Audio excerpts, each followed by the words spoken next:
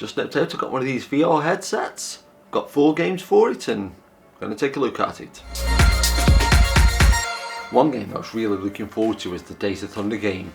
And it was just because I went to see it at the cinema and stuff like that, I've really got fond memories of it, but surprised by the retro packaging, kind of like, you know, sort of they made it look like a VHS box, but when I got it was like rattling around and stuff like that.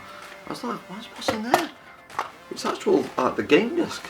You know, you just like pop it in like the side of the VR headset, and you know, they make it always sound good on the box that like, oh, you can go to the Daytona 500 and you know, try and make out with Nicole Kidman and things like that.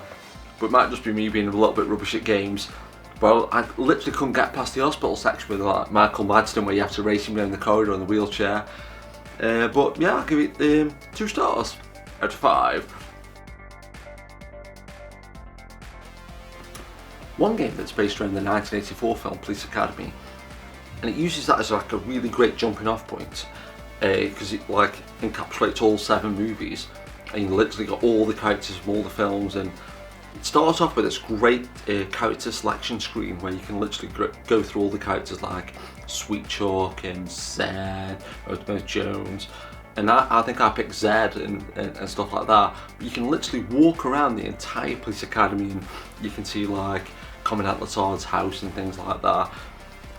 And there's loads of parts where you can go in all the different buildings, and one part where I saw Callahan and I thought, oh, try to grab a chest, and she did this quick judo throw to the ground and stuff like that, so you know, didn't quite work out as I planned. But as well, like I say, because there's such a big like map area and things like that, I took this wrong turn at one point and I got stuck in the Blue Oyster Bar. And like I say, it might just be me not being very good at games, but it took me absolutely ages to get out of it. There was a lot of dancing going on, but it was a really good game, and I give it 4.5 out of 5. Well, one great thing about living in this modern era of gaming, one of my favourite films is The Karate Kid, and I can always remember seeing like the Amiga game for The Karate Kid Part 2, and this is the next level.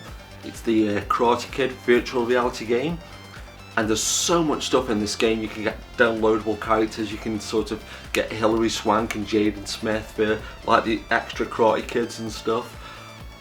But it's mostly based around sort of the 80s movies, like the original trilogy and stuff like that. And you can paint the fence and wax on, wax off.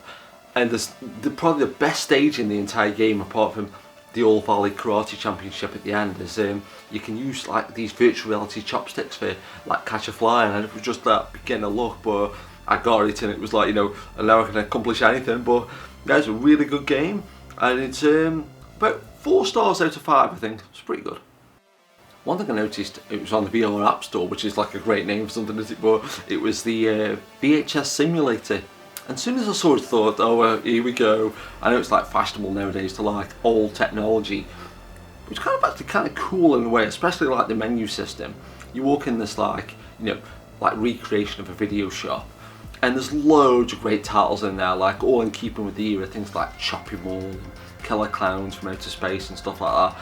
Because I'd seen all those films, I thought to myself, you know, I'll have a good look round for something that I quite like. And I saw Maid in Manhattan, which is like a great J-Lo film, and so you can like say literally walk around. I picked it off the shelf, and it's that good because you actually walk across to like a video, you put the videotape in, and it plays like all the old trailers and all the old like things like Don't Pirate films, kind of like public information films, stuff like that.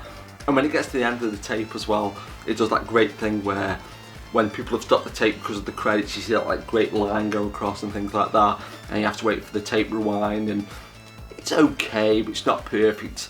And it's kind of like, I much prefer like just putting like a proper video in, and you know, you can do whatever you want, and you don't have to wear that like silly headset and things like that.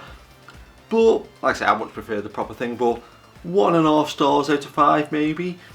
But yeah, hope you enjoyed that VR roundup. I'm just going to carry on reading Clint Eastwood, Sexual Cowboy, and don't forget, keep it locked.